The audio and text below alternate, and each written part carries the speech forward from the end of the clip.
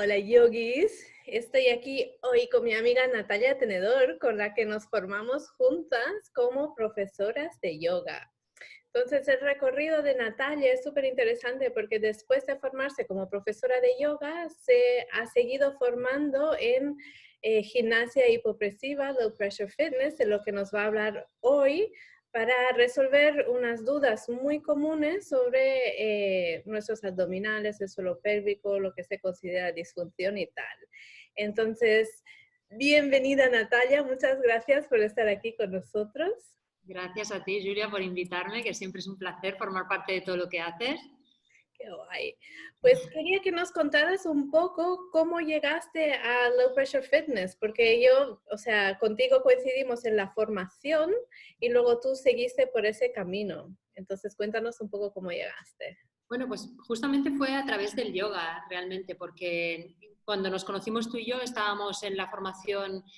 Para mí era mi primera formación de yoga, yo tenía muy poco recorrido en el mundo del yoga, pero enseguida sentí como esa llamada porque me encantaba lo que me ofrecía y justo venía de mis 2 embarazos. Yo tengo 2 niñas, ahora ya no son tan niñas, tengo una de 13 años y una de 10 y en ese momento eran muy pequeñas y yo tenía como muchas secuelas detrás después de los partos, ¿no? Yo no sabía que todo lo que me pasaba era normal o más que normal, porque normal no es correcto, es más habitual, ¿no? Frecuente después de los embarazos y los partos.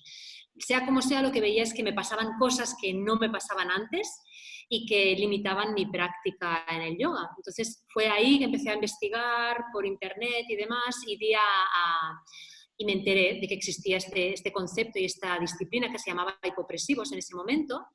Intenté practicar por mi cuenta, ¿no? Como hacemos todos con YouTube y esas cosas, pero era un fracaso constante y decidí formarme para mí. Dije, bueno, yo tengo que entender bien cómo funciona esto para ver si puedo ayudarme a mí misma.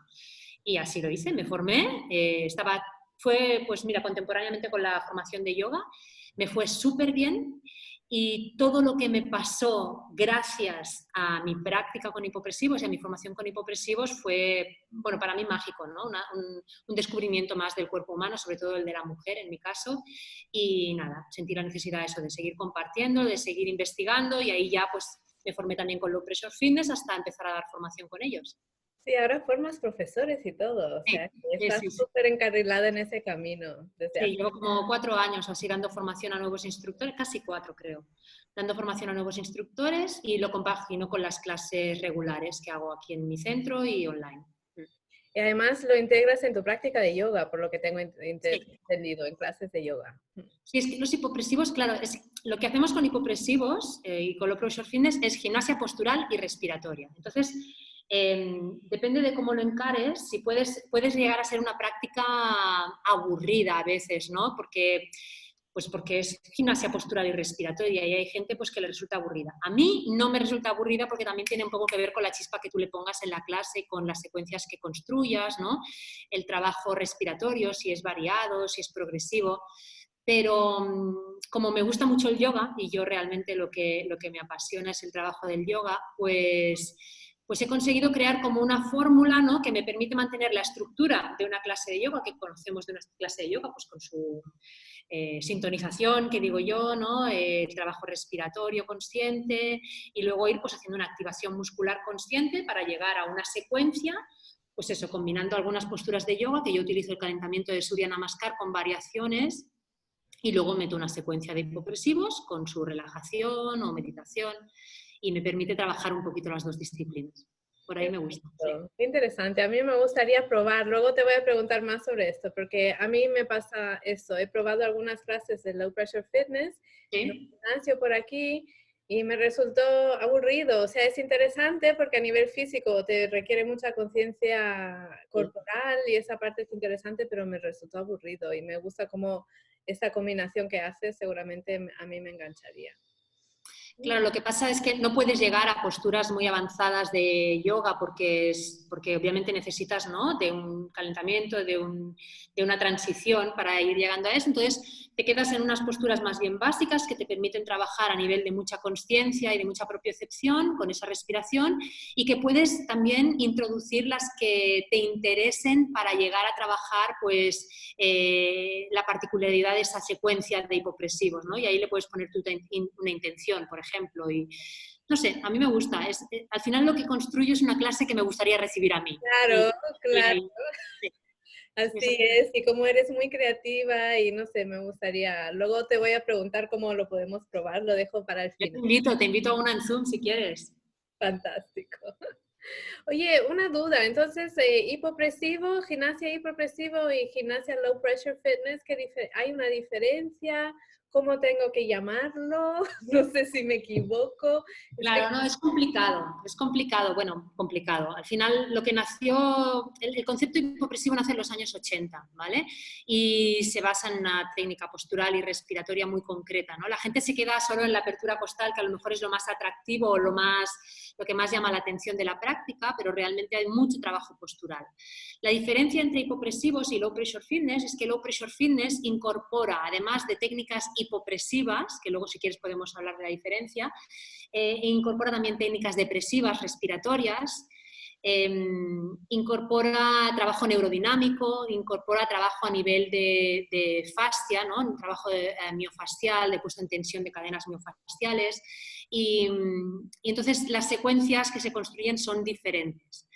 A nivel respiratorio, cuando hacemos el trabajo hipopresivo, porque el hipopresivo significa descenso de presión y lo que haces es mejorar la gestión de las presiones internas, sí que en las dos técnicas hay un descenso de la presión pélvica y torácica, ¿vale? Pero a nivel de disciplina, cuando se trabaja de forma completa, no solo a nivel respiratorio, el trabajo neurodinamico miofascial que se hace en low pressure fitness para mí es más potente. Entiendo. Entonces lo que tienen en común son la parte hipopresiva, o sea, clásica, el principio, me imagino, de la técnica, Eso es. pero ese trabajo es como, parece como más refinado. Le han ido Eso es. sumando descubrimientos integrando otros descubrimientos o a posteriori. Correcto. Entonces puedes interpretar low pressure fitness como una disciplina en sí, pero también como una escuela de formación diferente, porque hay otras escuelas de formación de hipopresivos y todas hacen hipopresivos, pero con pequeñas diferencias. Y para mí las pequeñas diferencias hacen que la práctica sea así, mejor. Ay, pues esto, fantástico. Siempre me he quedado con esa duda porque veo la terminología y digo, pero no es lo mismo que pasa. Ahora ya lo tengo más claro. Yo hablo siempre de hipopresivos, de todas maneras, porque, bueno, pues porque es muy más conocido como término, ¿no? Pero Ahí es la puerta de entrada, digamos. Luego supongo hay un trabajo de refinamiento. Yo lo que he probado en gimnasios aquí era hipopresivos, que haces este trabajo como de respirar, ¿sabes? De crear ese juego de presiones para descomprimir la parte abdominal y pélvica y ya está. exacto. Entonces es interesante ese refinamiento extra, ¿no? A mí esas cosas innovadoras me encantan. Claro que sí. Voy a mirar mis preguntas. Si me ves que miro abajo es porque tengo aquí el listado de preguntas y como no veo bien y están en el móvil. ¿No? Y el tema de las pantallas, ¿no? Porque yo quiero verte a ti, pero también quiero mirar a la gente y es un tema esto del Zoom, ¿eh? Sí, sí. Es un tema y un inciso que he aprendido ahora mirando el sistema nervioso. Recomiendan avisar de antemano qué es lo que estás haciendo para que el sistema nervioso de la persona con la que hablas se quede tranquila, porque en el momento que interrumpes como atención o contacto visual o lo que sea, a nivel inconsciente del sistema nervioso como se queda... Sí, sí, sí. se queda Avisar, sí, como... avisar es importante en general. Por eso aviso, no es que esté mirando como, no sé, Tinder.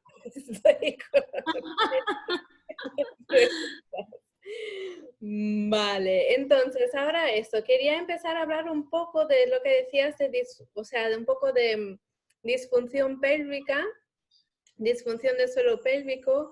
¿Cuáles son unos síntomas que nos ayudan a reconocerlo? Porque yo sé que muchas personas se preocupan por ese tema, pero incluso sin saber si realmente están presentando síntomas o no. Entonces, para una persona, para empezar a aclarar dudas, ¿cómo sabemos si tenemos disfunción de suelo pélvico las mujeres? Luego te preguntaré para hombres. ¿Cuáles son algunos síntomas que nos alertan claramente que ahí pasa algo?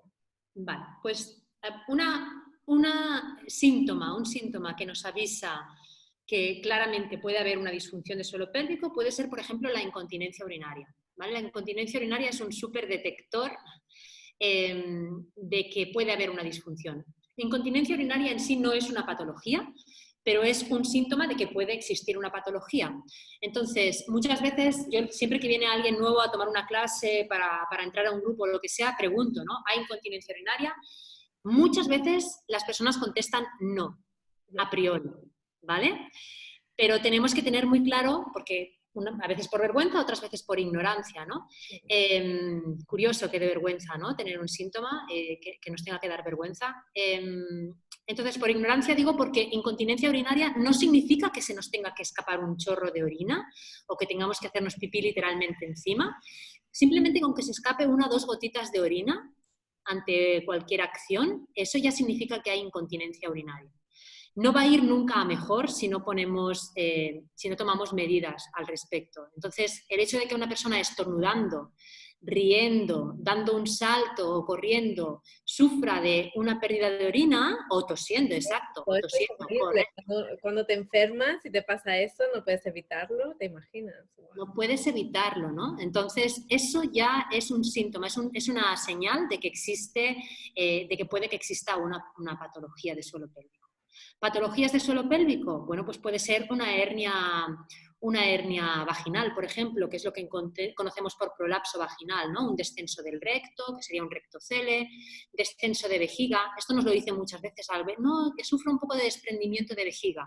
Eso significa que hay un prolapso, una hernia vaginal, ¿no? La vejiga desciende. Un descenso del útero, que sería un uterocele, ¿vale? Entonces, estos son pequeñas no, pueden ser grandes disfunciones de suelo pélvico debidas por una falta de tono muscular del suelo pélvico, que pueden tener un origen, pues puede ser por el embarazo, por partos muy intervenidos, ¿no? Por intervenciones quirúrgicas, por estreñimiento crónico, por estados, como decías tú, de tos, ¿no? O bronquitis mantenidas durante mucho tiempo, ¿no? Una tos es un aumento de presión para el suelo pélvico muy potente, muy fuerte, ¿no? Deportistas que... Impacto, ¿no? Que hacen... impacto de la carrera, por ejemplo, ir a correr, ¿no? Que está tan de moda, el impacto de la carrera para nuestro suelo pélvico, sobre todo en las mujeres, es muy potente realmente. Entonces, voy a hacer un inciso porque aquí resumimos 2 conceptos importantes que quiero como diferenciar. Y entonces está los síntomas, las patologías, bueno, de hecho 3, síntomas, patologías y luego la función del suelo pélvico. Entonces vamos a desgajarlos. Entonces, síntomas es incontinencia urinaria, que son un poco de pérdida de orina que puede ser mínima, pero que viene por momentos de hipopresión, que serían... hiperpresión, sí.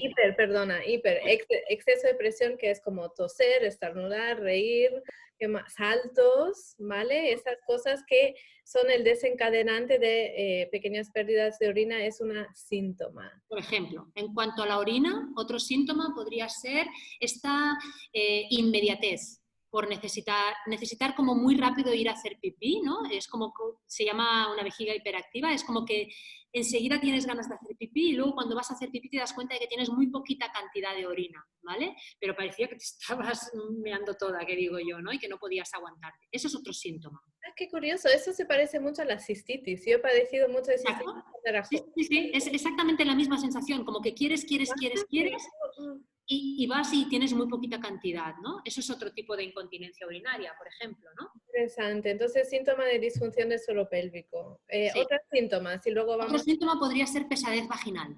Personas que dicen, ostras, siento peso a nivel vaginal. Es como si se te fuera a caer algo, ¿no?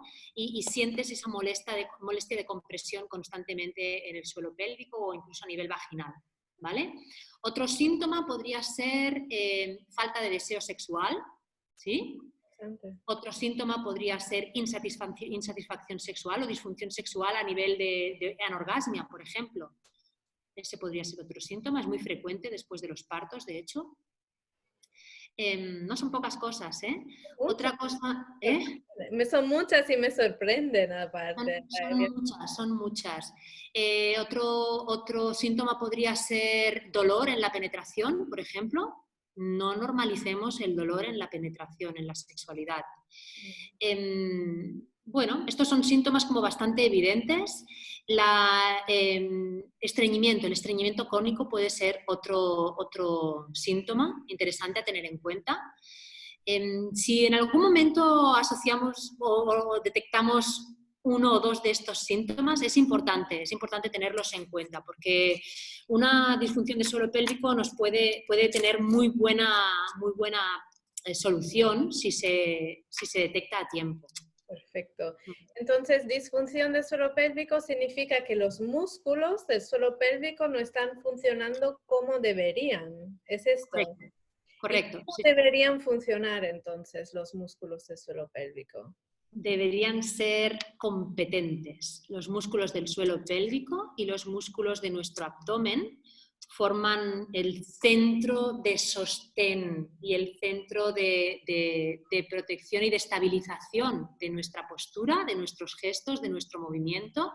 Si estos músculos no están haciendo su función de sostén y de estabilización, hablamos de musculatura disfuncional, ¿no? La musculatura del suelo pélvico es una musculatura, yo siempre les digo a las alumnas, ¿no? Son primos hermanos. El suelo pélvico es primo hermano de la musculatura abdominal. Entonces, de manera que cuando notamos que hay una desestabilización postural, tanto unos como otros tienen que coactivarse y reaccionar ante esa desestabilización. Una desestabilización puede ser un movimiento, ¿sí? Incluso brusco o no tan brusco. Una desestabilización puede ser un aumento de presión, como tú decías, una tos, ¿sí? Si se produce una tos, nuestra musculatura pélvica y nuestra musculatura abdominal tienen que reaccionar, coactivarse para volver a estabilizar y para volver a protegernos y a contener nuestros órganos internos, protegiéndolos ante ese aumento de presión. Inesperado a veces, ¿no? Una tos, un estornudo, un empujón. Claro, entonces cuando hay una desestabilización, cumplen la función de estabilizar, ¿vale? Correcto. No es la clásica idea que tenemos de fortalecer sin más por fortalecer, es otro concepto, No, es como claro. funcional, más que, sí, es un concepto funcional, que en respuesta a un estímulo responde de forma automática y cuando está comprometido, pues da esos síntomas que nos hacen saltar la alarma que la función automática no está entrando en juego. Eso es. El tema es que si nosotros, claro, cuando es perfectamente como lo has resumido, si nosotros hablamos de estabilización, de funcionalidad, que debería ser el trabajo que harían todos los músculos, ¿no? En el caso justamente del abdomen y del suelo pélvico, no están diseñados para hacer un trabajo de fuerza, aunque tienen esa capacidad, si lo necesitamos, si lo requerimos. No están diseñados para eso, sino que están diseñados básicamente o principalmente para hacer un trabajo de contención. Si no están haciendo ese trabajo de contención y de activación involuntaria, como tú estás diciendo de forma automática, no están siendo funcionales. Entonces, cuando hablamos de trabajo abdominal...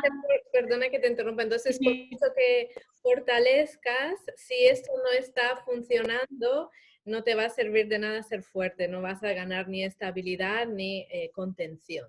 Eso es. De hecho, vemos, por ejemplo, mira, la imagen, ahora que me hablabas de fuerza, la imagen de un culturista, ¿no? Que tú tienes ahí una imagen como de fuerza y ves esos abdómenes súper esculpidos, con un six-pack tremendo, súper hipertrofiada la musculatura, pero los ves con una gran diástasis, por ejemplo, una gran separación entre los rectos abdominales. Los ves a muchos de ellos, que yo lo he tenido alguno en clase, con 4 hernias abdominales o inguinales. Si tenemos una hernia, quiere decir que ese tejido, por muy fuerte que esté, no estaba siendo funcional y está permitiendo que, pues en este caso el peritoneo, ¿no? En una hernia abdominal o inguinal, esté expulsándose hacia afuera, ¿no? Así que no está siendo funcional esa musculatura a pesar de ser una musculatura muy fuerte. Esta gente está muy fuerte, ¿no? Entrenan solo para eso. Fantástico. Solo para eso. Me gusta poder hacer esa distinción como muy específica y clara de diferentes tipos de síntomas relacionados a la función de los abdominales junto con el suelo pélvico, porque creo que muchos aún a mí me han enseñado y veo que se enseña constantemente en clases en yoga y fuera del yoga es como aprieta el abdomen, ¿sabes? Contrae el abdomen y esto te dará la fuerza que necesitas para adquirir estabilidad, como si fuera algo voluntario. Y yo en mi práctica he seguido esas instrucciones a lo largo de años y no he visto ninguna mejora, me parece hasta ridículo. Es como, mira, voy a poner la concentración en otro punto de mi cuerpo porque esto no, es como, es perder el tiempo y no sé, no me sirve, ¿no? Pero veo que se insiste mucho en esa instrucción desde la creencia que tono abdominal equivale a estabilidad, fuerza, contención, y no es así. No, no es ¿Verdad? así. Una cosa, no, no es para nada así. Sí, una vez más en esto. No, insisto, no. Una cosa es la fuerza muscular, que es la acción a través de la cual tú puedes vencer una resistencia, ¿no? Yo estoy levantando esto, que pesa, no pesa nada ahora, está vacía mi botella, pero estoy levantando 2 kilos y ahí estoy venciendo una resistencia y aquí es trabajando un músculo de fuerza, ¿sí? Pero luego está el tono muscular y el tono muscular no tiene nada que ver con la fuerza. Tiene que ver con que yo pueda estar aquí sentada contigo o de pie 1 hora de charla sin estar pensando, Natalia aprieta, Natalia contrae, Natalia aguanta. No, hay una musculatura que está preparada para estar con un tono permanentemente que hace su función de sostén, básicamente. Genial. Entonces ahora me gustaría, antes de seguir con esto, quería pasar al tema del juego de presiones, que es importante y es algo que también se desconoce sobre cómo el juego de presiones entre la presión que tenemos en la caja, en la cavidad torácica, la presión que tenemos en la cavidad abdominal, la presión que tenemos en la cavidad pélvica, como estas 3 áreas tienen diferentes niveles de presiones que entre ellos ayudan a sostener tanto los órganos abdominales como pélvicos. Entonces muchas personas piensan que nuestros órganos están ahí solo sostenidos por quizás ligamentos y por la gravedad, ¿no? Cuando en realidad una gran parte de lo que sostiene nuestros órganos abdominales y pélvicos es un juego de presiones que necesita estar regulado. Y cuando este juego de presiones falla, pues los órganos pesan más y por lo tanto el suelo pélvico cede, que no está hecho el suelo pélvico para aguantar esta cantidad de peso, son músculos muy pequeños. Entonces, si nos puedes hablar un poco también desde tu perspectiva sobre este juego de presiones que se trabaja justamente en Low Pressure Fitness. Claro, justamente es súper interesante esto que cuentas, porque este juego de presiones es el, como muy bien dices, nos permite mantener a cada órgano en su lugar. Y esto pasa, de nuevo, por una buena corrección postural, que a nivel facial, ¿no?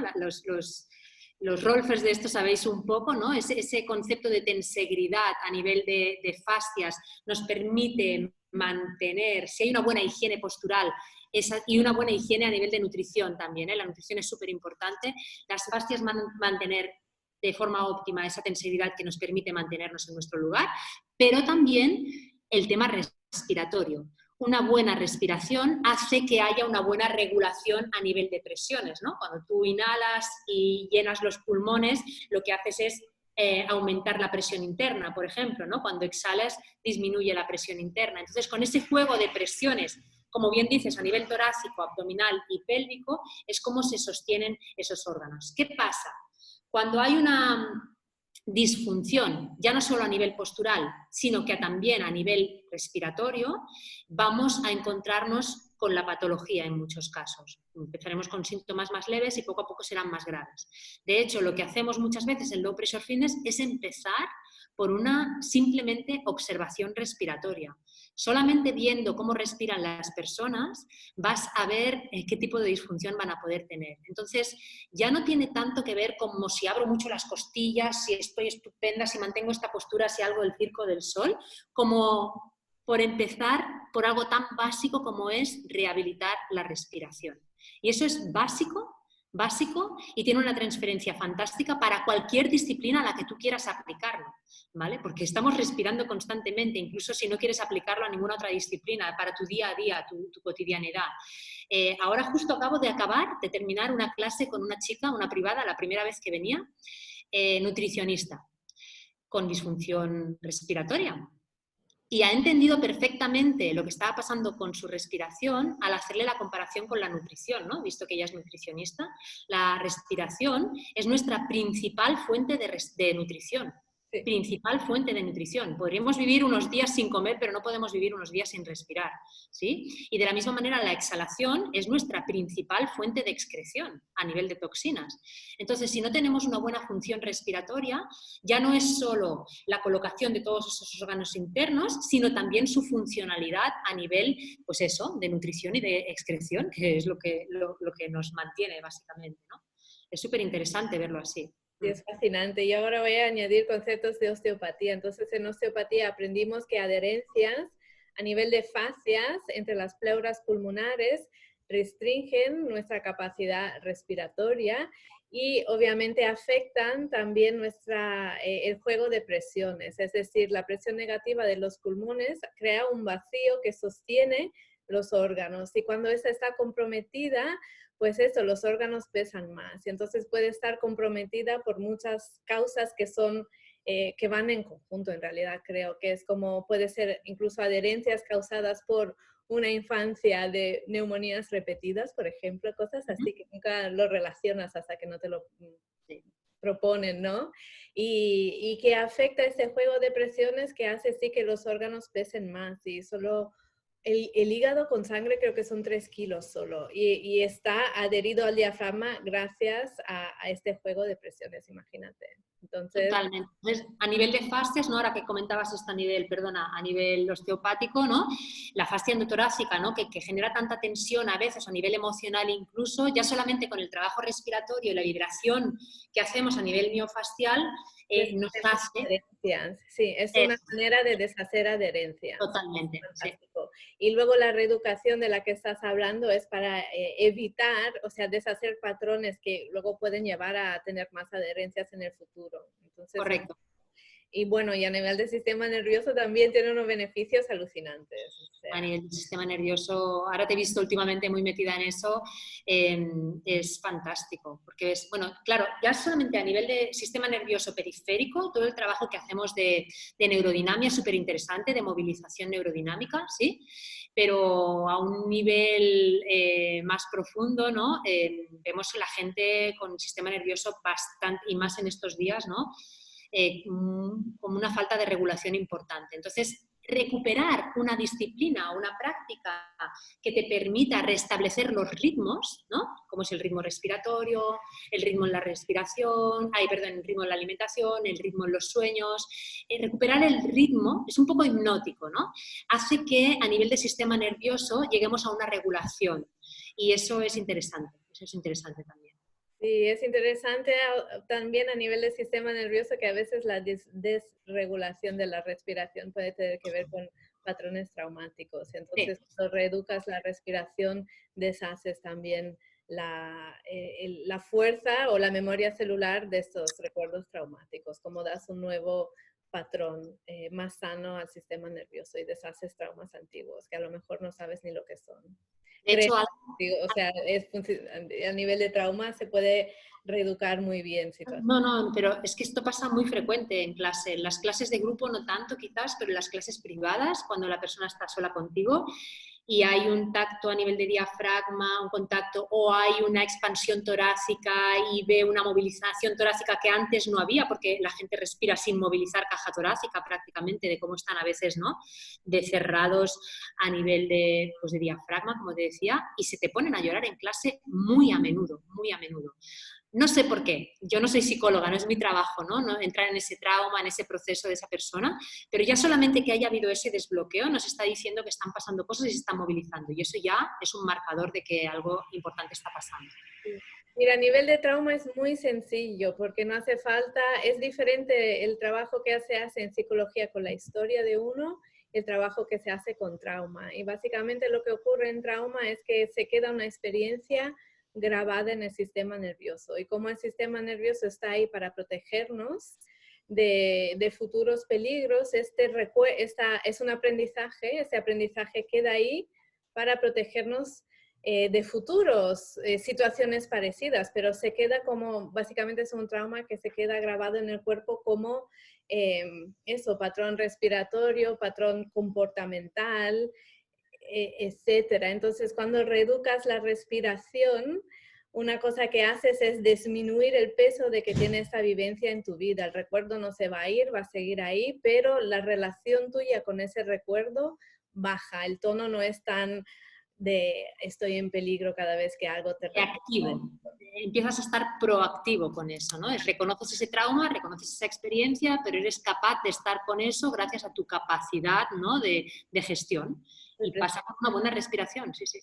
Sí, y como aparte son todos procesos involuntarios, cuando trabajas la respiración, pues esto se pueden despertar, o sea, despertar esos recuerdos y reprocesarlos de forma más, no sé si más sana, pero sí como es mejor a veces que revivir la experiencia que puede ser de hecho retraumática. Lo que se ha descubierto es que en cierto tipo de terapia, solo revivir y hablar de la experiencia sin hacer un trabajo específico del trauma, lo que hace es, te retrauma, revives esto y te sientes de nuevo impotente y vuelves a revivirlo, mientras que cuando se trabaja con trauma, pues se implementan estrategias para que tú lo puedas procesar de otra forma a través del sistema nervioso que es absolutamente involuntario. Y como la respiración tiene esta parte, bueno, en fin, me he ido por las ramas porque... No, pero está muy bien, está muy bien. Está muy bien porque justamente la respiración responde a esa acción involuntaria, pero también a una acción voluntaria. Entonces es algo que puedes trabajar a nivel consciente e inconsciente y es muy interesante. Exacto, tú no puedes ir a buscar el trauma, pero cuando trabajas con la respiración es posible que estas cosas resueltas afloren porque están ahí. Entonces a través de la respiración pues tomas esta distancia para procesar. No puedes ir a buscarlo, pero puede ser que te lo encuentres. Ese es el tema. Es esto. Entonces, por eso estas respuestas que son una señal muy positiva de trabajo de destraumatización del sistema nervioso. Sí. Qué guay. Bueno, pues vamos a seguir con lo que te quería preguntar hoy. Entonces hemos hablado del juego de presiones, suelo pélvico. Quería hablar de la faja abdominal, de los músculos abdominales, porque entiendo que hay musculatura abdominal profunda, superficial. ¿Cómo se diferencian entre ellas a nivel de función o disfunción? Claro, tenemos, si hablamos anatómicamente, ahí me corriges tú, si me equivoco, pero de profundo a no tan profundo, ¿no? A más externo, tenemos primero el transverso, después tenemos el oblicuo interno, el oblicuo externo y los rectos abdominales, ¿no? Entonces, antes te lo explicaban así, ahora explican que el recto abdominal está entre el oblicuo interno y el oblicuo externo. Bueno, porque hay una parte supraumbilical que queda por fuera, ¿no? Hay otra que queda entrelazada en el centro y hay otra en la parte infraumbilical que queda por dentro, ¿no? Entonces es un poco confuso porque ya no están una capa, otra capa, otra capa, otra capa, sino que entre ellas se encuentran, ¿no? Pero sí que es verdad que sus funciones, y de la misma manera, pues sus funciones también se entrelazan de alguna manera, ¿no? Tal cual lo estamos explicando. Entonces, la musculatura externa, como podría ser la del recto del abdomen, su función es más de movilización, por ejemplo, de aproximación del tronco hacia las piernas. Podríamos hacer un flex, ¿no? Lo que haríamos una abdominal clásica sería a través de una flexión de tronco y ese sería el recto abdominal en el que estaría involucrado. El oblicuo sería el mismo gesto, pero de forma cruzada, ¿vale? Pero en cambio lo que hace el oblicuo interno y sobre todo el transverso es más una función de estabilización, lo que decíamos antes, a nivel de columna y de pelvis, la estabilidad lumbar y pélvica, que se habla tanto de ella. ¿Tienen poca estabilidad pélvica? Bueno, pues tiene que ver con esa activación del transverso, ¿no? Y es justamente el músculo que más sufre durante los embarazos a nivel de abdomen y de ello que sea tan importante rehabilitarlo después del parto, ¿no? Entonces, en cuanto dices, dime. El transverso es el que más hay que rehabilitar. Sí, sí. Entonces, cuando hablamos de rehabilitación de la musculatura abdominal, hablamos sobre todo de la activación de la musculatura profunda del abdomen, porque la externa ya está constantemente activa, con cada gesto de levantarnos, con cada gesto incluso si estás tumbada, ¿no? Y quieres levantarte en la playa, lo primero que se va a activar va a ser el recto. Entonces, todo el trabajo que hacemos nosotros de activación de transverso va a ser intentando inhibir justamente la acción del recto abdominal, que es el primero en dispararse, para poder llegar a una musculatura más profunda. Sí, sí, eso es lo que yo había aprendido también en mi formación de Rolfing hace años, que hasta se puede ver como, me gusta que usas la palabra inhibir, porque se pueden ver el transverso y eso es lo que he aprendido yo. Entonces, transverso y su relación con los demás músculos más superficiales, como relación hasta agonista y antagonista. Es decir, que cuando sobresolicitamos los músculos más superficiales, que son los más fáciles de percibir, en especial el recto, tal y como tú dices, y los oblicuos externos, que son sinergistas del recto incluso en flexión de tronco, ¿Sí? pues esto es fácil de percibir y es algo que automáticamente se dispara en todos nuestros movimientos normales, ¿no? Pero al mismo tiempo muchas veces inhiben la función del transverso. Entonces me gustó cómo me lo presentaron, como si fueran músculos casi con relación agonista-antagonista, aunque creo que realmente deberían ser sinérgicos, pero a veces tienen los más superficiales inhiben la función de los más profundos. Y para reentrenar la musculatura profunda hay que poner en pausa los superficiales para... Esto es interesante porque entonces te das cuenta de que lo que hemos estado haciendo hasta ahora cuando hacíamos trabajo abdominal, que era un trabajo abdominal de fuerza, es potenciar muchísimo la acción de esa musculatura externa, ¿no? Oblicuos externos y de recto abdominal, y como tú bien dices, en el momento en que estos están siempre sobresolicitados, lo que haces es inhibir el resto, que es el que está haciendo justamente el trabajo de sostén, ¿no? Tan importante. Por eso nosotros lo planteamos al revés, inhibimos los superficiales para poder potenciar el trabajo de los profundos. Y me gusta que pongas en musculatura profunda el transverso y el oblicuo interno, porque es verdad que es muy diferente, incluso ejercicios que aíslan solo el oblicuo interno es mucho más difícil de percibir que el oblicuo externo o el recto. Entonces, para mí tiene sentido que esté asociado con musculatura profunda, porque a nivel de propiocepción es mucho más difícil irlo a buscar y percibirlo. Sí, sí. Entonces, vale, ¿algo más que quieres añadir sobre esto? Y respecto a esto me gustaría decir que justamente es por eso, ¿no? Es un poco en lo que se basa, ¿no? Cuando dicen que tendríamos que estar activando de forma voluntaria la musculatura abdominal, lo que nosotros, la hipótesis que tenemos justamente los que trabajamos en el mundo de los hipopresivos o de los pressure fitness es justamente esa. Si tú estás activando constantemente de forma voluntaria la musculatura abdominal, estás inhibiendo su capacidad de activación involuntaria cuando lo necesita, ¿vale? Entonces lo que tenemos es que trabajar más sobre el tono muscular que sobre la fuerza muscular para reforzar o para promover esa capacidad de coactivación involuntaria. Es decir, cuando tú dices que tenemos que trabajar más, el tono, hablas del tono de musculatura profunda para que trabajen funcionalmente sin la intervención nuestra voluntaria, ¿correcto? Correcto, sí. Y fuerza es cuando tonificamos, o sea, fuerza es cuando hacemos fuerza para, yo qué sé, para, no sé para qué. Para hacer un abdominal, un crunch, para levantar un peso, para... Sí. Claro, que estos deberían entrar más tarde. Por ejemplo, si vamos a levantar algo muy pesado, me imagino que lo primero que debería entrar en juego de forma involuntaria es la musculatura profunda y luego de refuerzo la superficial para apoyar levantar el peso. Pero cuando solo nos centramos en fortalecer la musculatura superficial para realizar a cabo el movimiento, que puede ser la típica, ¿no? De esto que se hace en los gimnasios de cargar peso, pero sin haber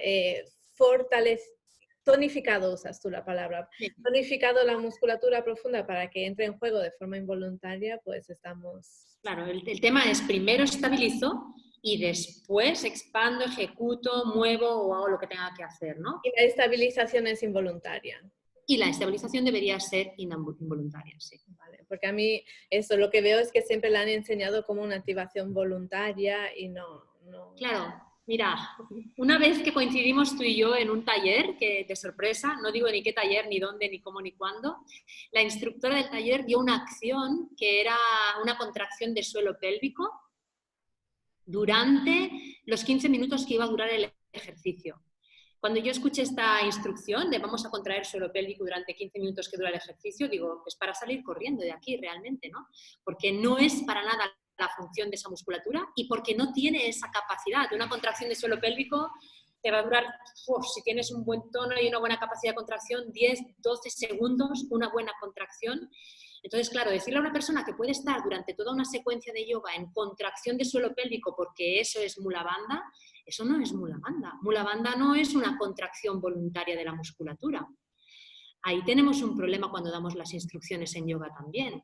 Yo he llegado a entender Mula Bandha como eso que tú dices, una acción involuntaria, y los profesores que yo más admiro lo explican así, como es algo que ocurre, no es algo que haces.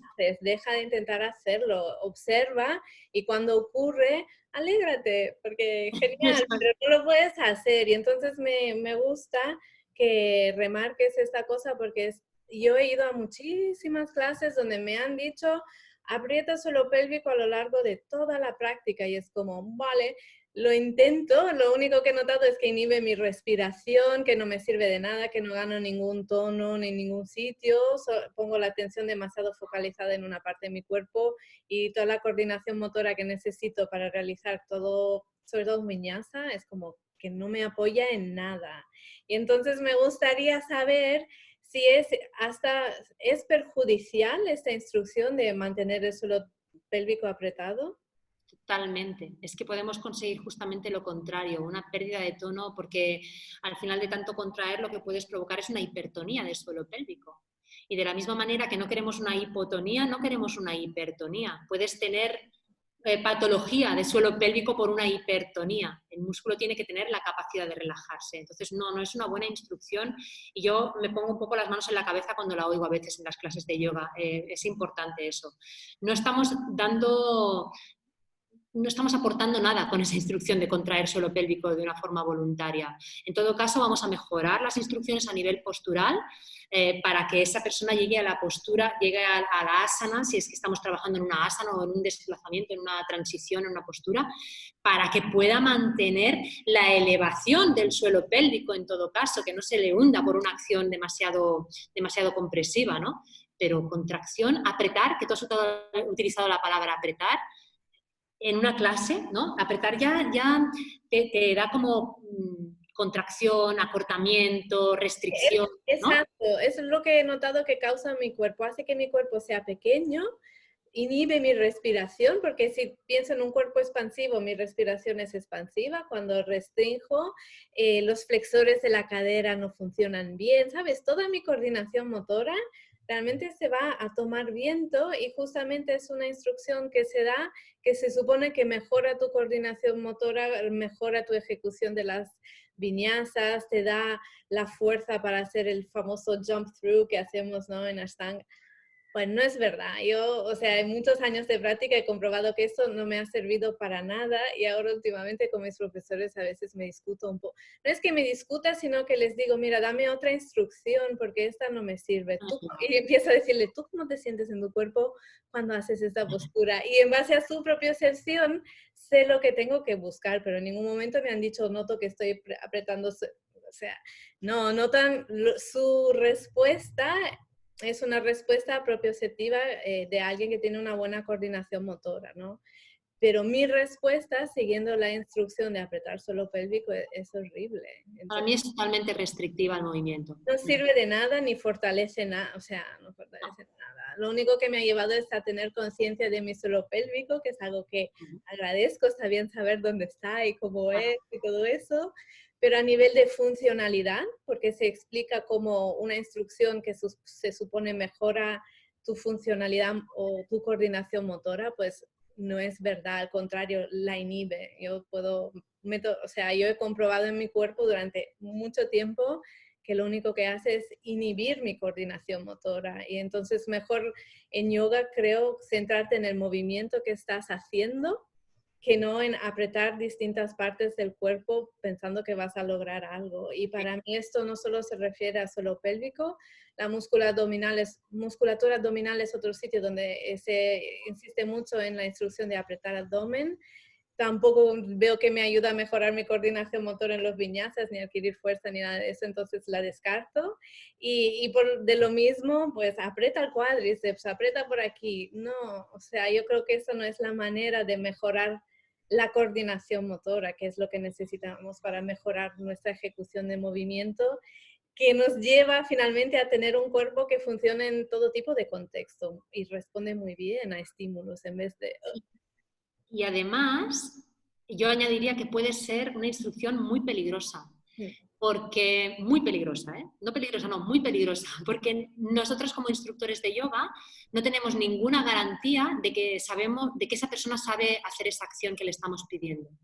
No sabemos, no tenemos la certeza de que esa persona está ejecutando una contracción de suelo pélvico real y que no está haciendo justamente la acción contraria, que es la de expulsar y apretar hacia afuera. ¿Sí?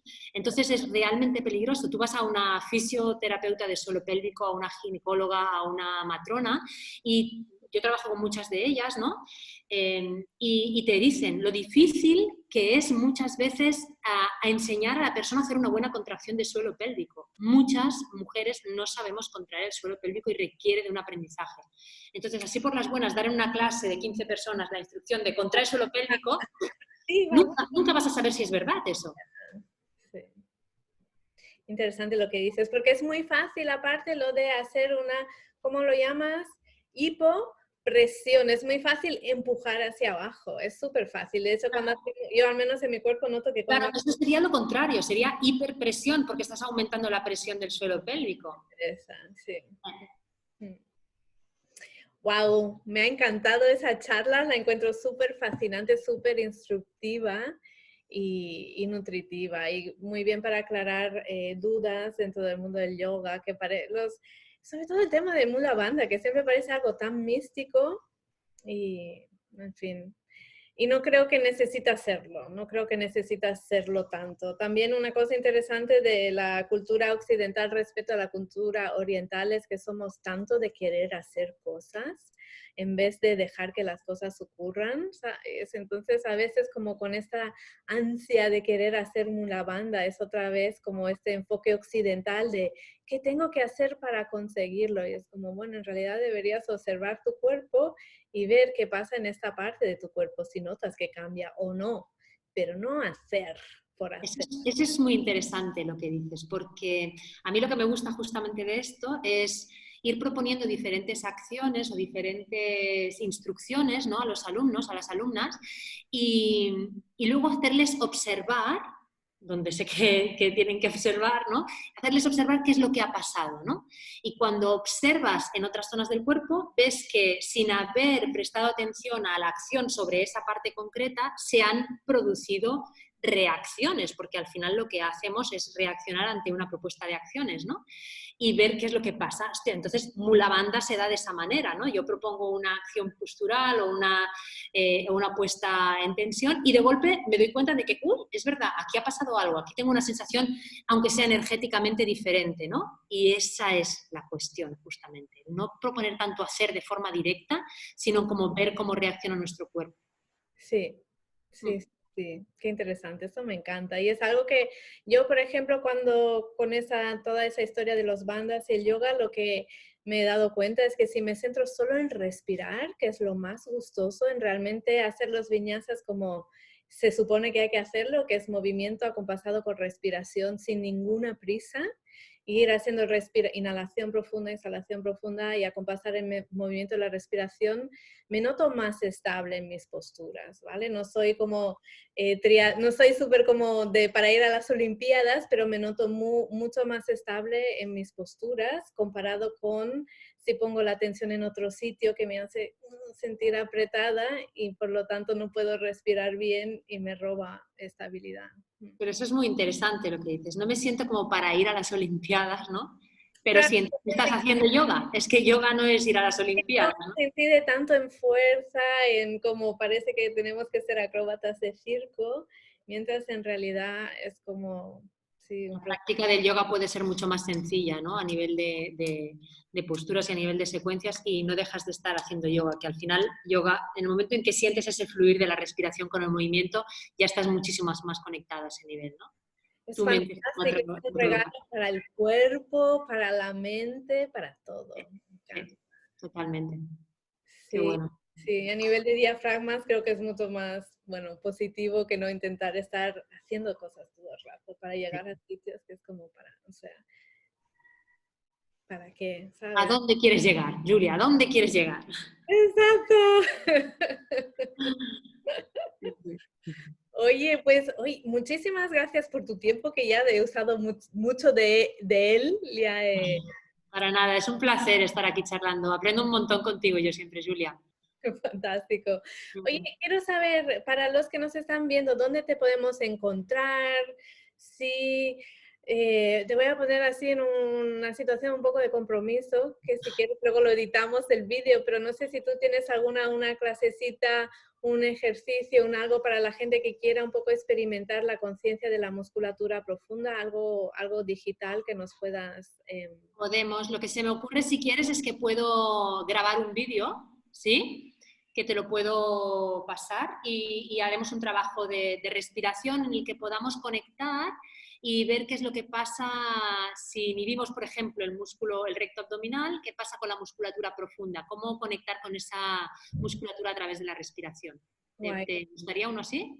Sí, te lo agradecería mucho por parte de todos los que nos están viendo para pasar de la teoría a la práctica, ¿no? Porque un Perfecto. poco lo que me gusta a mí de la anatomía es que tiene una aplicación práctica. La teoría es para entender las sensaciones. Entonces, si nos puedes dar algo para poner esto en nuestro cuerpo y decir, ah, wow. Vale, pues haremos eso si quieres. Yo propondré un ejercicio, lo grabaré yo y te lo paso para que tú lo puedas editar si quieres y bueno, y lo experimentes también, a ver qué te parece, ya me cuentas. ¡Qué bien! Vale. Ok, pues entonces para los que quieren saber más de lo que tú haces, dónde encontrarte, cómo eso, todo lo que les puedes ofrecer, que Está chupado. Ahora con las redes nos encontramos todos hasta sin querernos, ¿no? Es como... mi nombre es Natalia Tenedor y estoy en Instagram como Natalia Tenedor, mi web es nataliatenedor.com, en Facebook estoy en Natalia Tenedor, o sea que me encontráis muy fácil, muy fácil. Cualquier cosa ya lo sabéis. fantástico. Y entonces tú ahora estás dando clases grupales y me imagino asesoramiento individual también. Hago clases grupales, hago clases individuales, sí, y combino el online con el presencial. Doy clases online también para gente que está fuera. Fantástico. Pues pondré todos tus contactos debajo de este vídeo para que mis Perfecto. alumnitos de anatomía te puedan consultar con todas sus dudas, que seguro tienen muchas, porque ese es un tema que abre muchas dudas, es como una caja de Pandora. Totalmente. Muchas gracias por la oportunidad, Julia, como siempre. De nada, un placer. Te mando un Venga, beso. guapa. Chao, hasta pronto. Chao.